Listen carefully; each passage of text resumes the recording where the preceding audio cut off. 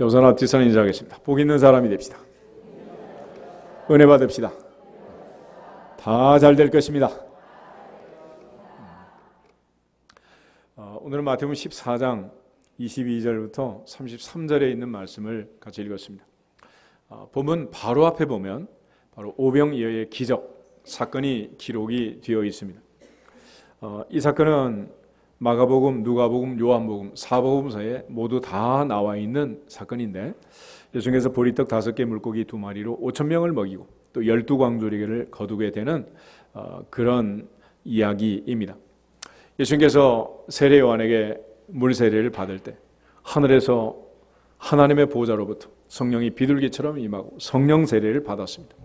그리고 예수님은 30세부터 공생애를 시작합니다. 29세 때까지의 삶과 전혀 다른 새로운 인생을 살아가게 되는 것이고, 또 성령 세례 받은 이후 성령에게 이끌려 광야로 가서 40일 동안 금식하시고 특별히 시험을 받으셨습니다. 예수님께서 기록된 말씀으로 마귀의 시험을 물리치고 승리하셨습니다. 그리고 이제 마태복음 5장, 6장, 7장을 보면 산상수훈의 말씀이 있어요. 베드로가 오순절에 성령 충만해서 한 번 설교할 때 3,000명, 5,000명이 회개하고 세례받았던 그런 것과 마찬가지로 예수님께서 사역을 시작할 때 첫 번째 사역은 말씀의 사역이었습니다. 예수님께서 가르치는 것은 서기관들과 바리새인들과 전혀 달랐다라는 것이 마지막 반응인데, 마태복음 7장 한번 찾아보겠습니다. 7장 마지막 부분을 보면 28절, 29절 28절, 29절 예수께서 이 말씀을 마치심에 무리들이 그의 가르치심에 놀라니 이는 그 가르치는 것이 권위 있는 자와 같고 그들의 서기관들과 같지 아니함일러라. 아멘. 왜 이처럼 같지 않았을까? 왜 달랐을까? 가르치는 내용은, 가르치는 말씀은 마찬가지이겠지만 예수님께서 가르치기 전에 예수님께서 먼저 성령의 세례를 받으시고 성령에게 이끌리셨고 성령의 터치 속에, 성령의 임재 속에, 새로운 성령 충만함 속에 시작을 합니다. 그래서 베드로는 하나님이 나사렛 예수에게 성령과 능력을 기름 붓듯 부으시고 제가 두루 다니셨다라고 말씀을 하십니다. 어디를 가든지 성령에게 이끌리시기를 주 이름으로 축복합니다. 특별히 이제 7월이 가고 8월이 오고 이번 한 주간은 또 이제 휴가철의 절정이라고 할 수 있는데, 항상 여러분 모두가 다 성령 충만하고 성령의 세례를 받고 성령의 인도하심을 받는, 성령이 이끄시는 삶을 살아갈 수 있기를 주 이름으로 축복합니다. 그런 의미에서 교회도 성령이 이끄는 교회가 되어야 되고 가정도 성령이 이끄는 가정, 한 사람 한 사람 내 인생길도 성령이 이끄시는 삶이 될 수 있기를 주 이름으로 축복합니다. 그것이 바로 서기관들과 바리새인들과 전혀 달랐던 유일한 이유가 되는 겁니다. 그러므로 하나님 나라 일을 할 때 사람이 앞서가고 감정이 앞서가고 사람의 생각, 주의, 주장, 의견이 앞선다면 그는 무의미한 일이 되는 것입니다. 그러므로 세상 사람들과 다른, 기존의 프로그램과 다른 그런 새로움을 우리가 체험하고 느끼고 간증하려면 성령 충만을 받아야 되고 성령의 세례를 받아야 되고 성령의 이끄심을 받아야 할 줄로 믿습니다. 우리 한번 인사하겠습니다. 성령의 이끄심을 받읍시다. 아멘. 그래서 어디를 가든지 성령이 이끌어가는 거예요.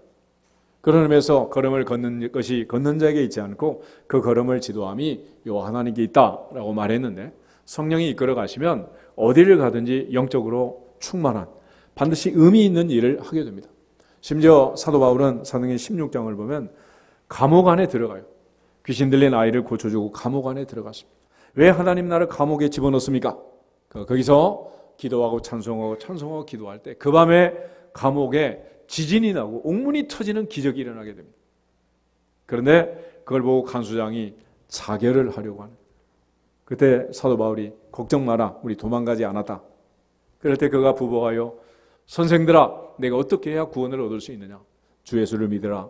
그리하면 너와 내 집이 구원을 얻으리라. 할렐루야. 하나님께서는 그 집을 구원시키려고 사도 바울을 감옥에 들어가게 하신 거예요.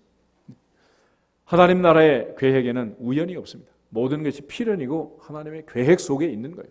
그러므로 우리가 의지적으로 거절하고 거부하지 않는 이상 주님은 찾아오셔서 항상 우리의 마음을, 생각을 주장하시고 우리의 걸음걸음을 인도하셔서 하나님 나라의 영광을 위하여 사용하실 줄로 믿습니다. 그러므로 하나님께서 함께 하시는 그 역사, 성령이 함께하는 일은 전혀 달랐던 것입니다. 그러자 마태복음 8장을 보면 예수님께서 산상수훈의 말씀을 마치고 내려와서 드디어 기적적인 일들을 행하기 시작하십니다. 첫 번째는 8장 1절부터 4절을 보면 한 나병 환자를 고쳐요. 주여 원하시면 저를 깨끗하게 하실 수 있습니다. 그런데 주님, 내가 원하노니 깨끗함을 받아라. 즉시 그는 깨끗하게 되었습니다. 한 백부장이 예수께 나와서 주여, 내 하인이 중풍병으로 집에 누워 몹시 괴로워합니다. 그랬어요. 그런데 예수님께서 내가 가서 고쳐주리라. 그런데 이 사람 노 했습니다. 아닙니다. 그렇게 하지 마십시오. 나도 남의 수하에 있고 내 아래도 군사가 있지만 나는 예수님처럼 그렇게 하지 않습니다. 오라 그러면 오고 가라 그러면 가는데 말씀만 하십시오. 내 하인이 나을 줄 믿습니다. 할렐루야. 주님께서 깜짝 놀랐어요. 내가 이스라엘 중 이만한 믿음을 아무에게서도 보지 못했다. 그리고 예수님께서 선포했습니다. 가라, 내 믿은 대로 될지어다. 그럴 때 하인이 나왔어요. 그리고 베드로의 집에 들어갔을 때 장모님이 열병으로 앓아 누워 있었습니다. 예수님 베드로의 장모의 열병을 고치시고 일어나서 예수님을 수종 들었던 이야기가 계속되고 있습니다. 예수님께서 행하시는 이 많은 기적, 이 놀라운 기적들, 이걸 우리가 어떻게 해석할 것인가? 이것은 하나님이 함께 하신 결과였고 예수님께서 행하신 이 기적들은 모두 다 구원의 역사를 이루는, 믿음의 역사를 이루는 사건들과 연결이 되어 있습니다. 돌을 명하여 떡이 되게 해라. 성전 꼭대기에서 뛰어내려라. 예수께서 얼마나 할 수 있지만 하지 않으신 거예요. 왜냐? 그는 구원과는 아무 관계가 없기 때문에. 그러나 예수께서 이제 드디어 역사의 현장에 등장해서 공생애를 시작하면서 수없이 많은 기사와 표적과 능력을 행하게 됩니다.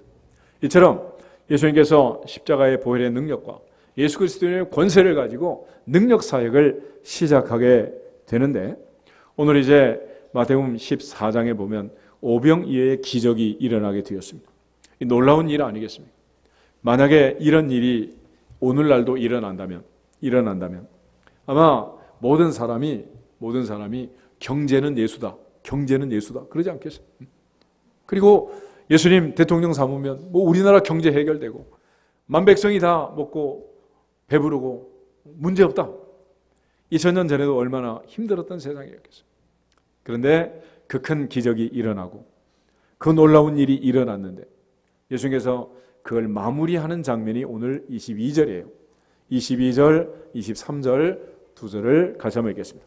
예수께서 즉시 제자들을 제쳐가서 자기가 무리를 보내는 동안에 배를 타고 앞서 건너편으로 가게 하시고 무리를 보내신 후에 기도하러 따로 산에 올라가시니라. 저물매 거기 혼자 계시더니 아멘. 예수님께서 드디어 이제 오병이어의 기적이 끝나고 제자들 빨리 건너편 벳세다로 배를 타고 보냈습니다. 본인은 산 위에 혼자 기도하러 올라가셨다 그랬어요. 사건의 마무리가 뭐 이러냐 말이에요. 우리 생각하면 뒤풀이를 한번 해야 될 것 같잖아. 요즘 그 흔한 커피라도 한 잔 마시면서 해야 될 것 같은데 예수님이 전혀 그런 일을 하지 않고 지금 본인은 기도하러 산으로 가시고 제자들은 배 타고 건너편으로 보냈습니다. 왜 그랬을까? 성경을 보면 이제 기적이 집중되는 때가 있어요. 첫째는 모세와 여호수아 시대, 두 번째는 엘리야와 엘리사 시대, 세 번째가 이제 예수님과 제자들, 사도들의 시대인데 모세와 여호수아 시대를 보면 모세 역시 수없이 많은 기적을 행했죠. 애굽에 10가지 기적이 내리고 홍해바다가 갈라지고 마라의 쓴물이 단물이 되고 하늘에서 만나가 내리고 반석에서 샘이 터지고 어마어마한 기적들이 일어나게 됩니다. 그런데 그 많은 기적을 행한 모세 가나안에 들어갔습니까? 못 갔습니까? 못 갔습니다. 왜 못 갔느냐? 분노함으로 화를 내다가 못 간 거예요. 그 마음 중심을 보면 우리가 너희를 위하여 물을 내려 이렇게 모세가 이제 분노하게 되는데 우리가 이런 놀라운 기적을 경험하고 체험했을 때 해야 할 일은 하나님께 영광을 돌리는 것입니다. 아멘. 히스기야의 문제는 뭐였느냐? 15년 더 사는 그런 중병에서 주님이 고쳐준 그 놀라운 기적을 체험했는데 그는 금은 보화를 사랑했지만 하나님께서 전능하신 하나님께서 치료하시는 하나님 여호와 라파의 하나님이 나를 고쳐줬습니다 라는 간증을 안 한 거예요. 오늘 이 엄청난 기적이 일어났는데 이걸 통해서 하나님께 영광을 돌리지 않고 12 제자 바구니 들고 왔다 갔다 하면서 12바구니가 더 남았어요. 이 놀라운 일을 했던 제자들의 마음속에 무슨 생각이 들어왔겠습니까? 그래서 하나님께서 오늘 이들을 영적으로 다시 한번 훈련시키는, 탈방꿈시키는 그런 일을 하고 계시는 거예요. 특별히 하나님께서 이 많은 기적을 행할 때 모세와 엘리야와 예수님이 동시에 등장하는 자리가 있는데 그게 바로 변화산이라는 곳입니다. 변화산에서 예수님께서 기도하실 때 변화가 되십니다. 그리고 모세와 엘리야가 등장해요. 그리고 세 분이 하나의 중요한 아젠다를 가지고 회의를 하는데 그 회의가 무엇이었느냐? 누가복음 9장을 한번 찾아보겠습니다. 누가복음 9장을 보시면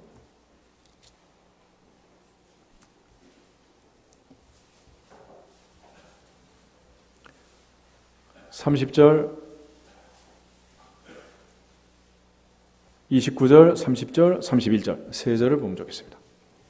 29절, 30절, 31절 기도하실 때에 용모가 변화되고 그 옷이 휘어져 광채가 나더라.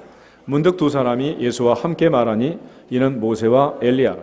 영광 중에 나타나서 장차 예수께서 예루살렘에서 별세하실 것을 말할세. 아멘. 거기 보면 예수님께서 산에 가시면 늘 기도하러 가셨고 그날도 이제 변화가 되셨는데 특별히 31절 영광 중에 나타나서 장차 예수께서 예루살렘에서 뭐 하실 것? 별세할 것을 말씀했다. 그날의 주자는 예수님의 별세였습니다. 별세. 근데 여기서 별세라는 말은 헬라어로 엑소도스라는 말인데 영어로 엑소도스 그러면 출애굽기를 얘기합니다. 그러니까 출애굽에 대한 얘기를 하는 거예요. 그럼 왜 세 사람이 출애굽 얘기를 했느냐? 그러면 세 사람 모두가 다 출애굽하고 관계가 되는 거예요. 모세는 출애굽의 주인공이죠. 또 시내산에서 40일 동안 2번씩이나 금식을 하고 두 돌비의 십계명을 받았습니다. 엘리야는 열왕기상 18장에서 850대 1, 바알선지 400, 아세란지 400, 바알선지 450, 850대 1의 영적 전쟁을 치르고 큰 승리를 거두고 하늘에서 막 불이 내렸습니다. 그런데 아합과 이세벨이 죽이겠다는 거예요. 겁이 나가지고 그가 도망을 칩니다.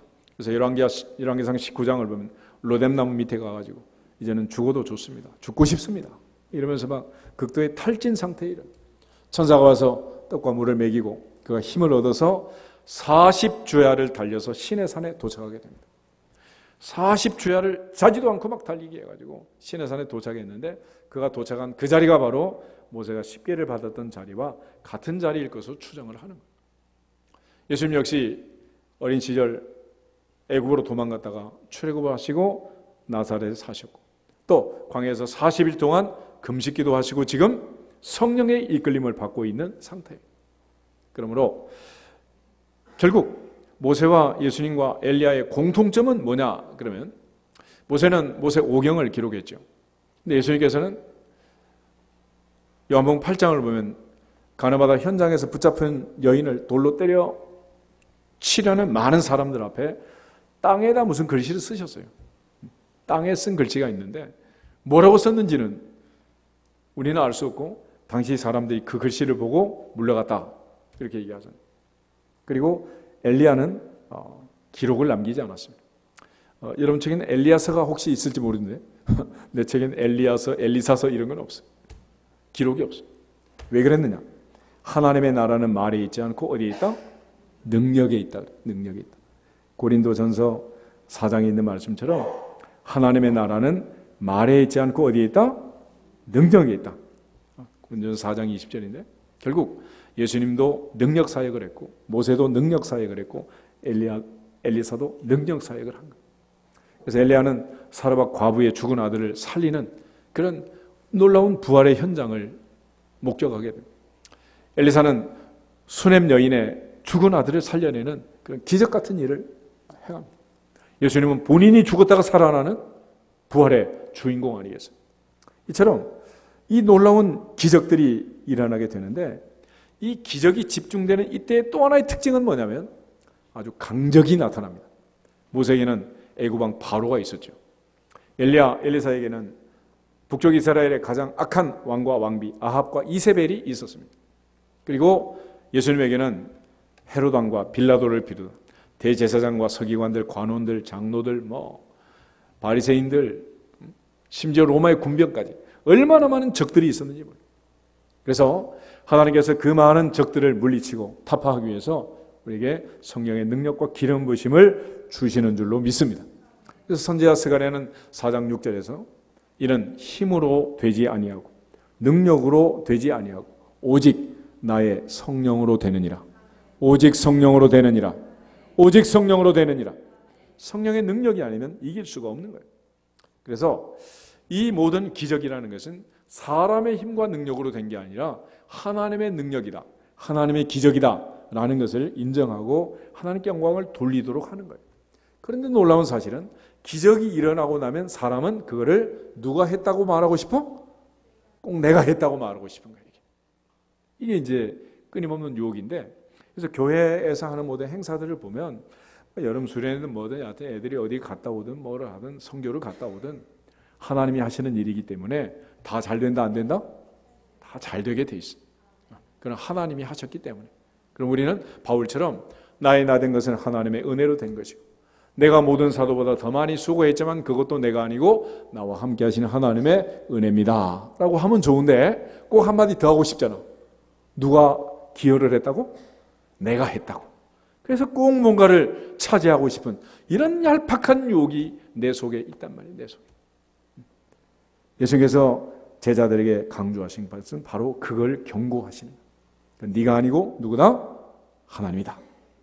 그래서 사도 바울 같은 경우는 고린도서 12장을 보면 몸에 가시가 있었습니다. 그 가시를 빼달라고 하나님께 3번이나 기도했어요. 그런데 하나님께서 안 된다. 넌 그대로 그냥 있는 게 좋다. 내 은혜가 내게 족하다. 이렇게 말씀을 하세요. 다른 사람은 사도 바울이 기도하면 병이 떠나가고 바울이 쓰던 손수건만 갖다 엎어도 관절염이 떠나가고 온갖 기사와 표적과 능력이 나타나는데 정작 본인의 병은 기도해도 안 고쳐주셨어요. 그 얘기는 무슨 뜻이냐? 바울이 그동안 병을 고친 거는 바울이 고쳤다, 하나님이 고치셨다? 하나님이 하셨다는 걸 강조. 그래서 바울은 고린도 1장에서 하나님의 방법을 얘기합니다. 약한 자를 들어서 강한 자를 부끄럽게 하시고 미련한 자를 들어서 지혜로운 자를 부끄럽게 하시고 세상에 없는 것, 천한 것들을 들어서 있는 것, 부한 것들을 부끄럽게 하시는 하나님. 그 하나님의 놀라운 능력을 강조하는 것이고 그런 의미에서 하나님께서는 일부러 힘없고 능력 없고 미련하고 아둔한 우리 같은 사람들을 사용해서 하나님 나라 일을 하는 거예요. 그런데도 불구하고 하나님께서 우리를 사용하시면 하나님께 영광을 돌려야 되는데 그러지 못하는 것이 우리의 현실이에요. 그래서 기적이 일어나는 조건 중에 이 엄청난 그야말로 강적들이 있고 나는 힘이 약하고 이런 상황에서 기적이 일어나는 유일한 조건이 하나가 있어요. 그게 뭐냐면 순종이라는 것입니다. 요한복음 2장을 한번 찾아보겠습니다. 요한복음 2장을 보면 갈릴리 가나에서 예수님의 공생애를 통해서 첫 번째 기적이 일어납니다. 혼인잔치에 포도주가 떨어졌고 예수님께서 물을 포도주로 만드는 기적 사건이에요. 어떤 분은 예수님께서 첫 번째로 만든 게 포도주니까 와인 먹어도 된다. 그런데 와인 먹어라. 그래서 표적이 일어난 게 아니고 11절 먼저 보겠습니다. 예수께서 이 첫 표적을 갈릴리 가나에서 행하여 그의 영광을 나타내심에 제자들이 그를 믿으니라. 아멘. 예수님을 뭐하게 하려고? 믿게 하려고 기적을 행하십니다. 믿게. 포도주 마시라고 한 게 아니라 믿게 하려고. 아멘. 그런데 그 놀라운 기적이 어떻게 일어났느냐? 3절에서 5절을 보겠습니다. 포도주가 떨어진지라 예수의 어머니가 예수에게 이르되 저들에게 포도주가 없다 하니 예수께서 이르시되 여자여 나와 무슨 상관이 있나이까 내 때가 아직 이르지 아니하였나이다. 그의 어머니가 하인들에게 이르되 너희에게 무슨 말씀을 하시든지 그대로 하라 하니라. 아멘. 너희에게 무슨 말씀을 하시든지 어떻게 해라? 쪼목쪼목 따져봐라. 계산기로 두들겨봐라. 들이대라. 묻지도 말고 따지지도 말고 이순재 보험 들듯이 그대로 하래. 그대로. 그러니까 오직 한 가지 조건은 뭐야? 순종하는 거야. 뭐라고 얘기하든지 어떻게 해라? 그대로 해라. 두 whatever he tells you. 뭐라고 얘기하든지 그대로 하는 그대로. 사무엘이 한 말 중에 가장 유명한 진리는 뭐냐? 순종은 뭐보다 낫다? 제사도 낫다. 듣는 것은 순양의 기름보다 낫다. 그러니까 말씀을 듣고 순종하는 것이 순양의 기름으로 제사 드리는 것보다 훨씬 나은 일이라. 오늘 하나님 앞에서 순종함으로 7월을 마무리하고 순종함으로 8월을 시작할 수 있기를 주님의 이름으로 축복합니다. 모세는 바로 이 순종이야말로 축복의 비결이라는 것을 구구절절히 강조했는데 신명기 28장 1절에서 6절을 보겠습니다. 신명기 28장 1절부터 6절. 구약성경 303페이지 신명기 28장 1절부터 6절에 있는 말씀. 다시 한번 읽겠습니다. 내가 내 하나님 여호와의 말씀을 삼가 듣고 내가 오늘 내게 명령하는 그의 모든 명령을 지켜 행하면 내 하나님 여호와께서 너를 세계 모든 민족 위에 뛰어나게 하실 것이라.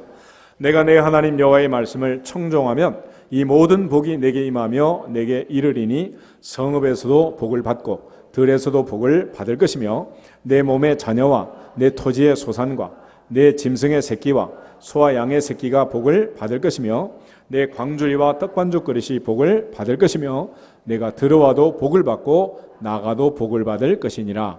할렐루야. 순종이 조건이에요. 순종. 그런데 만약에 불순종하면 어떻게 되느냐? 15절에서 19절을 다시 한번 보겠습니다. 15절. 내가 만일 내 하나님 여호와의 말씀을 순종하지 아니하여 내가 오늘 내게 명령하는 그의 모든 명령과 규례를 지켜 행하지 아니하면 이 모든 저주가 내게 임하며 내게 이를 것이니 내가 성읍에서도 저주를 받으며 들에서도 저주를 받을 것이요 또 내 광주리와 떡반죽 그릇이 저주를 받을 것이요 내 몸의 소생과 내 토지의 소산과 내 소와 양의 새끼가 저주를 받을 것이며 내가 들어와도 저주를 받고 나가도 저주를 받으리라. 아멘. 그래서 순종하는 것, 이게 얼마나 중요한 일인지. 성경을 보면 어떤 아들이 복을 받느냐? 아버지의 명령에, 특별히 심부름에 순종한 아들들이 잘 되더라고요. 여러분, 요셉이 애굽의 총리가 됐잖아요. 어쩌다가 그런 일이 있었느냐? 그의 어머니 라헬이 세상을 떠나고 야곱은 요셉을 끔찍이 편애를 했습니다. 17살 때까지 채색 옷을 입고 집에서 아빠 옆에 있었어. 형들은 전부 양치기를 보내고 걔는 집에서 지금 있었는데 야곱이 어느 날 갑자기 아들들이 궁금해진 거예요. 내 형들이 지금 양을 치고 있는데 가서 좀 살피고 와라. 그러니까 17살짜리 채색 옷을 입고 집에 놀고 있던 이 아이가 싫어요. 그러지 않고 순종해서 갑니다. 그리고 찾으러 갔더니 형들이 도단으로 다시 옮겼다는 거예요.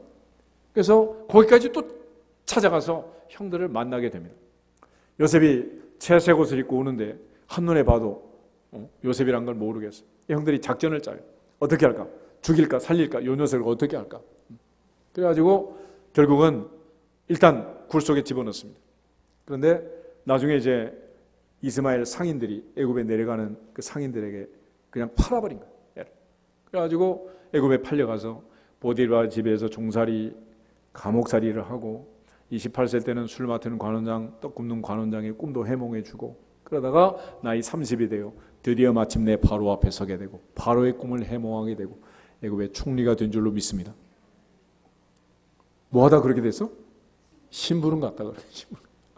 여러분, 이스라엘 초대 왕 사울이라는 사람이에요. 사울. 이 사울은 왕이 된 다음에는 참 문제가 많았는데 왕 되기 전에는 왕이 될 수밖에 없는 조건을 갖추고 있었어요.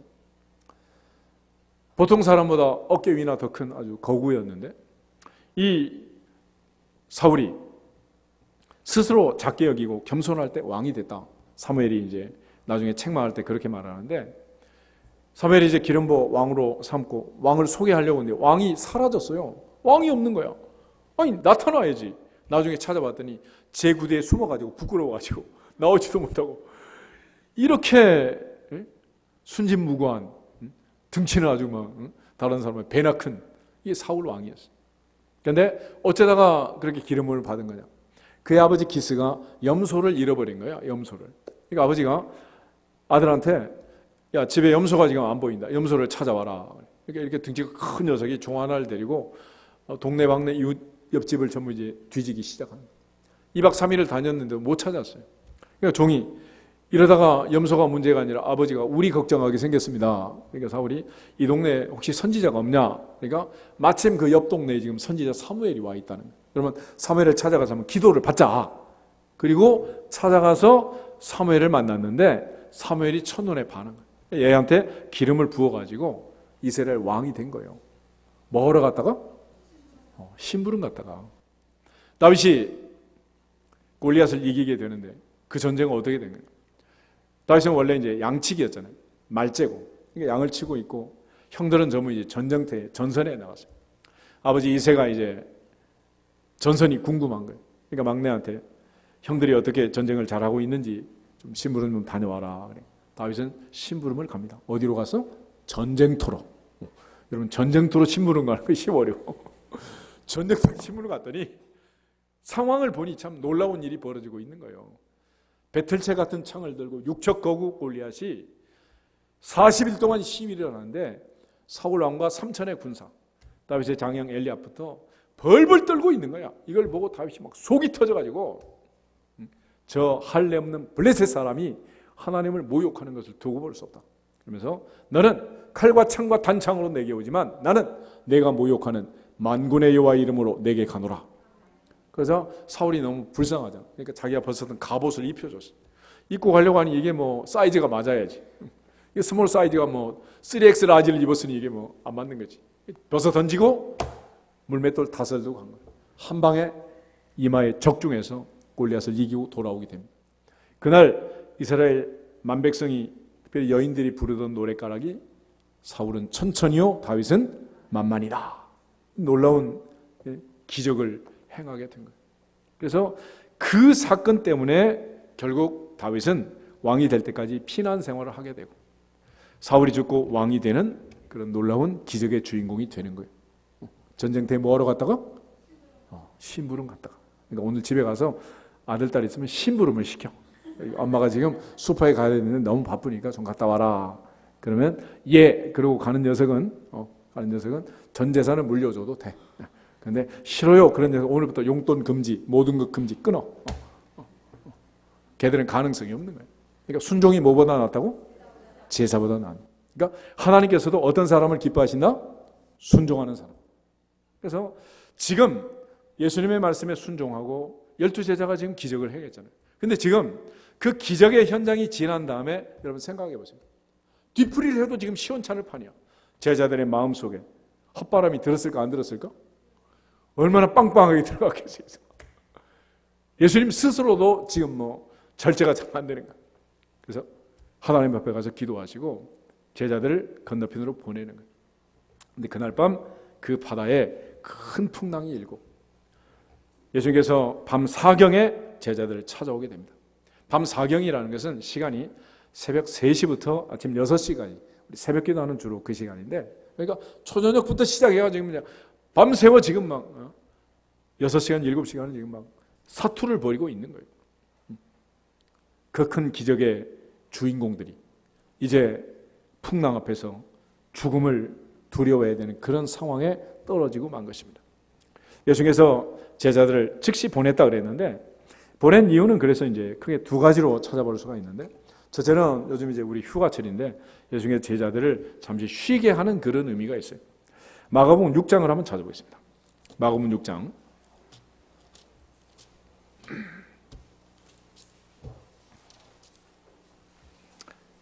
30절 31절 두 절만 같이 읽겠습니다. 30절 31절 사도들이 예수께 모여 자기들이 행한 것과 가르친 것을 낱낱이 고하니 이르시되 너희는 따로 한적한 곳에 가서 잠깐 쉬어라 하시니 이는 오고 가는 사람이 많아 음식 먹을 겨를도 없음이라. 아멘. 예수께서 지금 이제 제자들에게 잠깐 쉬어라. 그리고 그 다음에 바로 이제 오병이의 기적이 일어나게 되는 거거든요. 그러니까 조금 있으면 지금 이제 뭐 투입을 해야 되니까 식당에 잠깐 쉬라는 거예요. 그런데 31절 예수님 말씀을 보면 너희는 따로 한적한 곳에 가서 잠깐 쉬어라 그랬어요. 너희는 따로라는 말이 있는데 이건 뭐냐면 첫 번째 하나님께서 이제 안식일을 제정할 때 엿새 동안 천지를 창조하시고 엿새 동안 하던 일로부터 안식하셨다 이렇게 된 거예요. 그러니까 안식이라는 것은 엿새 동안에 하던 업무를 가져와서 일곱째 날 일을 하면 안식이 돼요? 안 돼요? 안 되는 거지. 그러니까 쉽게 말하면 남편은 회사에 업무를 집으로 가져오면 된다 안 된다? 안 되는 거예요. 안 돼. 반면에 아내는 엿새 동안 집안일을 해놓고 일곱째 날은 쉬도록 해야지 일곱째 날까지 걸레질하면 된다 안 된다? 그것도 안 되는 거예요. 그래서 안식일에 불을 피우거나 밥하는 집은 때려 죽인 거예요. 그러니까 여러분들은 주일날 예를 들어 성경 읽고 기도하면 훌륭한 성도가 되는 거지. 신학생이 그러면 될까 안 될까? 월요일날 시험이라고 성경 공부하면 되겠어? 그건 안 되는 거야. 그러니까 내가 평소에 하던 일로부터 벗어나라는 거지. 그걸 끊으라. 요즘 멍 때리기 하죠? 멍 때리기. 그게 뭐겠어? 쉬는 거야. 쉬라. 제가 전에 이제 수술하기 전에 의사가 자꾸 그러더라고요. 목사님 쉬세요. 그래요. 전 늘 쉽니다. 성도들이 나를 볼 때도 늘 나는 쉬고 있고 내가 출근을 하는 것도 아니고 늘 놀고 먹는 사람처럼 이런 내가 그러겠냐고. 근데 절대 그게 아니라는 거예요. 스트레스라는 것은 우리가 지금 신경을 쓰고 힘을 쓰기 때문에 생기는 거예요. 만약에 여러분이 지금 가만히 앉아 계시는 것 같지만 진짜로 힘을 빼면 앉아 있을까요? 시체처럼 쓰러져야 될까요? 그러니까 여러분 지금 쉬고 있는 거예요? 안 쉬고 있는 거예요? 지금 안 쉬고 있는 거예요. 힘이 들어가 안 들어가? 힘이 들어가고 있어. 목에도 힘이 들어가고 하여튼 돌리든 어쨌든 힘이 들어가는 거예요. 그러니까 안 쉬고 있는 거지 뭐. 또 계속 보고 듣고 힘이 들어가요? 안 들어가요? 들어가는 거예요. 그러니까 그냥 보면 되는데 안 보이면 안 보이는 대로 보이면 보이는 대로 보면 돼. 그 안 보이는 까지 보려고 막 힘을 쓰잖아. 눈에도 막 힘을 줘가지고. 그러니까 힘이 드는 거지. 듣기도 마찬가지야.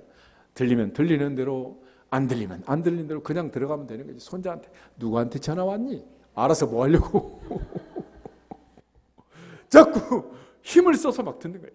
그러니까 이게 힘이 드는 거지 뭐. 그래서 듣는 것도 힘들어 안 들어? 힘이 들고. 말하는 것도 물론 힘이 들고. 딱 힘이 드는 거죠. 그런 측면에서 예수님의 휴가법은 뭐냐면 따로. 그러니까 모든 것을 따로.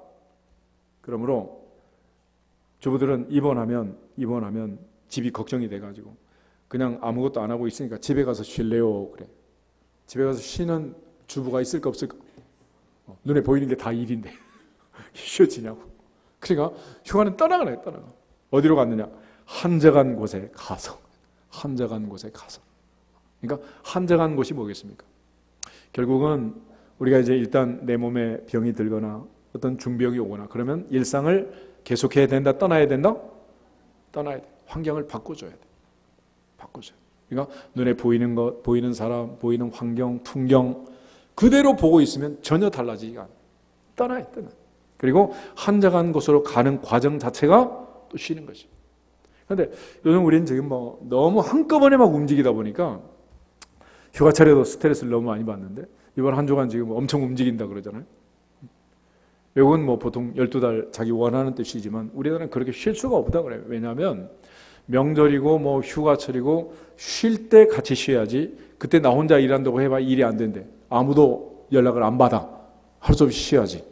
또 다 쉬고 있는데 나 혼자 일을 못할 뿐만 아니라 동시에 모든 사람이 쉴 때 쉬어야지 안 그러면 또 언제 쉬겠어요. 다른 사람 다 일하고 있는데 나 혼자 쉰다. 이것도 또 이제 말이 안 되는 거예요. 그러니까 이게 월차고 뭐고 요즘 회사에서 이런 제도 저런 제도 얘기하지만 어떤 강 큰 사람이 부장 눈치 안 보고 휴가를 갈 수 있겠냐? 나 그런 얘기 아니에요. 그래서 예수님께서는 지금 한적한 곳에 가서 아침 새벽 미명에도 기도하시고 늘 한적한 곳을 원하십니다. 그러니까 집에서도 주부가 쉬려면 남편 따로 아내 따로 각 방에 들어가서 잠깐이라도 혼자만의 시간이 필요하다 필요 없다? 필요한 거죠. 그러니까 따로 혼자 있는 시간이 필요한 거예요. 그리고 거기 그 다음에 보면 잠깐이란 말이에요. 잠깐 쉬는 거는 어떻게 하는 거라고? 잠깐 하면 돼. 낮잠은 어떻게 자면 돼? 2시간 3시간 자면 낮잠이 아니지. 잠깐 그래서 운전을 하도 휴게소에 들어가서 어떻게 하라고? 잠깐 쉬는 거예요. 잠깐. 그 잠깐이 결국은 굉장히 중요한. 그래서 잠깐 쉬는 거예요. 뭐 한 달 쉬겠습니다. 그러면 그냥 아이 쉬어라 이럴 수도 있으니까 잠깐. 그리고 마지막에 쉬어라. 이건 명령이야, 명령. 쉬어도 좋고 안 쉬어도 좋은 게 아니라 올여름에는 반드시 쉬어야 한다. 이렇게 덥고 장마철이고 이런데 안 쉬면 어떻게 돼요? 그래서 우리가 지금 애들한테 방학을 주는 거 아닙니까? 그런데 이 방학을 뺏어가지고 또 학원으로 보내니, 그래서 기도원에 가서 수련회 하고 오라 그래도 이제 못 가는 거야. 학원 때문에. 그래가지고 전부 다 묶여 있는 거야. 쉬지를 못해. 지난주에 얘기했지만 쉬지 않으면 이제 어디로 보내냐? 병원으로 보내. 병원. 그지? 그래도 안 쉬면 어디로 간다고? 이 영안실로 가야지 뭐 어떡하겠습니까? 가야지. 쉬라는 쉬어. 쉬어. 잠깐은 쉬어야지. 그래서 예수님께서 제자들이 쉼을 주는 의미가 있어요. 그런데 또 하나 예수님께서 빨리 건너가라 하는 얘기를 그 다음 장면을 보면 놀랍게 우리가 깨닫게 되는데, 바다 한가운데 2000년 전의 배, 무슨 유람선입니까? 타이타닉이 아니잖아요. 세월호도 아니잖아요. 옛날에 목선, 이런 배를 타고 지금 갈릴리 바다를 건너가고 있는데, 그 바다 한가운데서 출렁거리는 파도 속에서 완전히 제자들을 6시간, 7시간을 돌리는 거예요. 돌려. 정신이 하나도 없더라. 헛바람을 빼느라고. 그러니까 결국은 우린 강하다, 약하다. 조금 전에 일어났던 오병이의 기적은 우리가 했다, 하나님이 하셨다? 하나님이 하셨다. 그걸 철저하게 깨닫게, 철저하게. 그래서 사나 죽으나 우린 주의 것이고 주님의 은혜가 아니면 살 수 없는 거예요. 그래서 바울이 말한 것처럼 내가 모든 사도보다 더 많이 수고했지만 그것도 내가 아니고 나와 함께 하신 하나님의 은혜로다. 할렐루야. 그래서 예수님께서는 가장 중요한 제자들의 그 기적 사건 앞에서 그들이 겸손하라고 그들을 훈련을 시키는 거예요.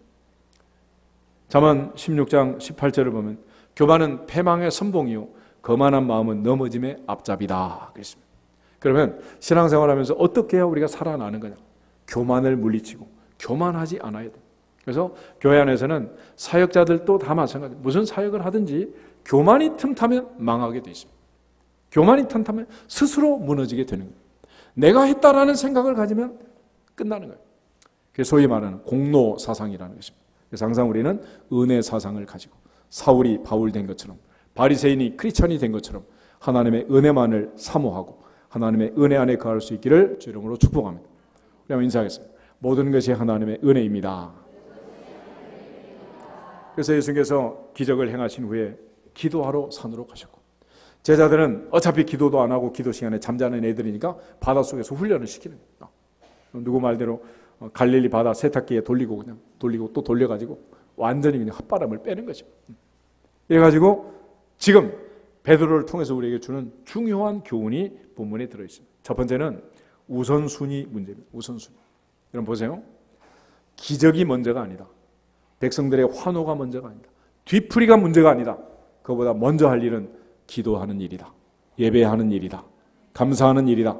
하나님께 영광을 돌리는 일이다. 아멘. 그래서 구약에서는 항상 그 어떤 바쁜 일이 있어도 안식일을 지키도록 했습니다. 캄보디아에서 그 박의원 선교사 통화하면서 이제 잠깐 얘기를 했더니 일꾼들이 그런다는 거예요. 주일날 일하면 안 됩니까?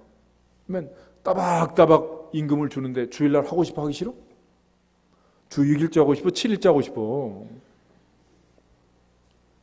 그런데 선교사님이 절대 안 된다 그랬다는 거예요. 우리 건축하고 기도원 건축할 때도 주일날 일을 하지는 않았습니다. 아무리 뭐 비가 오고 오늘 공구리 쳐야지 내일은 비 옵니다. 그래도 오늘 치면 안 되는 거예요. 그것이 하나님의 법이고 하나님의 원리다. 그러므로 사역보다도 예배가 먼저다. 사역보다도 기도가 먼저다. 사역보다도 말씀이 먼저다. 아멘. 그 어떤 중대한 일보다도 예배가 먼저다. 아멘. 예를 들어 휴가지로 출발하는데 예배 드리고 출발하면 3시간이 더 걸린대. 3시간 더 걸려도 미리 가야 돼? 예배 드리고 가야 돼? 드리고 가야 돼. 드리고. 그 어떤 것보다도 예배가 먼저다. 아멘. 인사하겠습니다. 예배가 먼저입니다. 예배가 먼저입니다. 여러분이 아무리 바쁘고 중대한 일이 있고 아무리 중요한 비즈니스로 사람을 만난다고 해도 뭐가 먼저야? 예배가 먼저야. 이 우선순위를 지키지 아니하면 안 되는 거예요.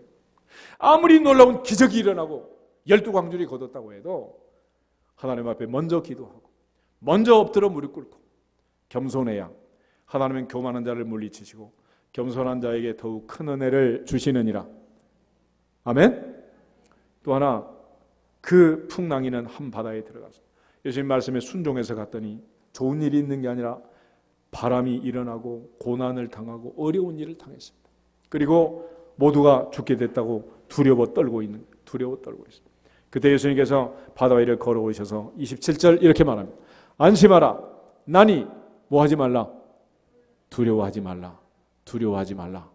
그래서 성경을 보면 두려움의 반대편에 믿음이 있고 믿음의 반대편에 두려움이 있어요. 여러분 무슨 일을 하든지 앞으로 주님 앞에 가는 그날까지 믿음으로 승리하기를 주 이름으로 축복합니다. 세상을 이긴 이금은 이것이니 우리의 믿음이니라. 아멘. 네 믿은 대로 될지어다. 그런데 사탄은 늘 두려움을 갖다 주는 거예요. 네가 이래도 두려워하지 않을 거야? 너 그러다 죽는다. 물에 빠져 죽는다. 목말라 죽는다. 배고파 죽는다. 이러면서 막 겁을 주는 거예요. 그렇지만 바다 한가운데 빠져서 풍랑이 넘치고 내 배를 덮쳐도 뭐 하지 말라? 두려워하지 말라. 아멘? 다시 한번 인사하겠습니다. 두려워하지 맙시다. 두려워하지 맙시다. 하지 말라면 하지 맙시다. 아멘? 두려워하면 안 되네. 그리고 또 하나 예수님께서 베드로에게 명령합니다. 만약 주님이라면 나를 명하여 무리로 오라 하소서. 29절에 베드로가 오라! 그러니까 떠나기 시작하는데 29절 30절 같이 한번 보겠습니다. 오라 하시니 베드로가 배에서 내려 물 위로 걸어서 예수께로 가되 바람을 보고 무서워 빠져가는지라 소리질러 이르되 주여 나를 구원하소서 하니. 아멘. 보세요. 베드로가 주님을 보고 갈 때는 물 위를 걸어갑니다. 갑자기 바람을 보고 무서워 빠져갔다. 중요한 진리가 있습니다. 히브리서 3장 1절을 보면 예수를 깊이 생각하라. 우리가 믿는 도리의 사도이시며 대제사장이신 예수를 깊이 생각하라. 히브리서 12장 2절은 믿음의 주요 또 온전하게 하신 이인 예수를 바라보자. 그러므로 그 어떤 위기와 풍랑 속에서도 주님을 바라보면 살아날 줄로 믿습니다. 시선을 놓쳐버리면 죽는 거예요. 그러므로 무슨 일을 하든지 주님 바라볼 수 있기를 축복합니다. 올여름 무슨 일이 있든지 주님을 놓쳐버리지 않기를 주 이름으로 축복합니다. 그런 의미에서 7월을 마무리하고 8월을 시작하면서 예배로 마무리하고 예배로 시작하고 그 어떤 일이 있어도 두려워하지 말고 믿음으로 8월을 맞이할 수 있기를 주 이름으로 축복합니다. 특별히 예수님을 붙들고 주님만 따라갈 수 있기를 주 이름으로 축원합니다. 같이 한번 따라해주세요. 주님만 바라봅시다. 주님만 생각합시다. 아멘. 주님만 바라보고 주님을 생각합니다. 그리고 특별히 우리는 심히 연약하고 또 연약하지만 믿음이 적은 자여 왜 의심하였느냐 하는 주님의 말씀처럼 내 생각, 내 계산, 내 경험만을 가지고 보면 의심할 수밖에 없지요. 지금 바다에 빠져 죽어가고 있는데 어떻게 살아나겠어요? 그렇지만 여기서 우리가 이제 믿음이라는 것은 뭐냐면 눈에 보이는 풍랑을 믿는 것도 아니고 일어나는 바람을 믿는 것도 아니고 내가 타고 있는 이 작은 배를 믿는 것도 아니고 전능하사 천지를 만드신 하나님 아버지를 믿습니다. 내가 믿습니다. 아멘. 하나님을 믿는 거예요. 그래서 하나님께서 우리에게 주신 약속을 보면 우리는 살아야 되고 사명을 감당해야 됩니다. 그래서 바울은 유라굴라 광풍 속에서 이렇게 큰 소리를 쳐요. 바울아, 너는 가이사 앞에 서야 한다. 로마에 가야 한다. 로마에서 내 이름을 전해야 한다. 그러므로 너는 여기서 죽을 수 없다. 죽지 않는다. 걱정하지 마라. 바울은 그 말을 듣고 나는 어젯밤에 내게 말씀하신 그대로 되리라고 하나님을 믿노라. 여러분 안심하라. 죽지 않는다. 할렐루야. 믿어지시기를 주 이름으로 축원합니다. 오늘 하나님 앞에서 우리가 아무리 약해도 걱정할 거 없어요. 바울이 가시를 빼달라고 기도할 때 내 은혜가 내게 족하다. 이는 내 능력은 약한 데서 온전하여진다. 그래서 바울은 늘 약한 것을 감지하면서 나는 약한 그때에 강하다라는 역설적 믿음을 갖게 됩니다. 왜냐하면 약한 자일수록 하나님께 매달리게 되고 매달리고 기도할수록 하나님은 더 큰 능력을 주시는 줄로 믿습니다. 건강한 사람이 기도를 세게 할까? 병든 사람이 세게 할까? 일기가 세게 할까? 말기가 세게 할까? 고1이 세게 할까? 고3이 세게 할까? 그래서 하나님 우리를 약하게 만드시는 거예요. 강해지라고. 주님의 은혜로. 그런데 그 강함은 나의 강함이 아니고 하나님이 주시는 강함이다. 할렐루야. 그러므로 그 기적이 일어날 때마다 하나님께 영광을 돌릴지어다. 하나님의 은혜를 간증할지어다. 그것이 올여름 우리가 승리하는 비결이고, 한평생 무슨 사역을 하든지 아무리 큰 일을 우리에게 맡겨도 다 마치고 하나님께 영광을 돌리는 주님처럼, 다 이루었다 말씀하시고 하나님께 영광을 돌리는 예수님처럼 넘어지지 않고 승리할 줄로 믿습니다. 모세처럼 가나안에 못 들어간 일이 없이 예수님처럼 천국에 들어가게 될 줄로 믿습니다. 그러므로 겸손하고 또 겸손하라고 이 훈련을 시키는 거예요. 그러므로 예수님께서 편하게 좀 쉬어라, 휴식을 가져라 라는 의미도 있지만은 다음 단계의 사건을 보면 이런 놀라운 비밀이 들어있는 거예요. 그러므로 올여름 휴가철 어디를 가든지 편안하게 쉴 뿐만 아니라 하나님의 은혜를 생각하고 하나님의 영광을 드러낼 수 있는 겸손하고 큰 은혜 받는 주인공들이 되기를 주님의 이름으로 축복합니다. 다 같이 주 예수 그리스도의 이름으로 승리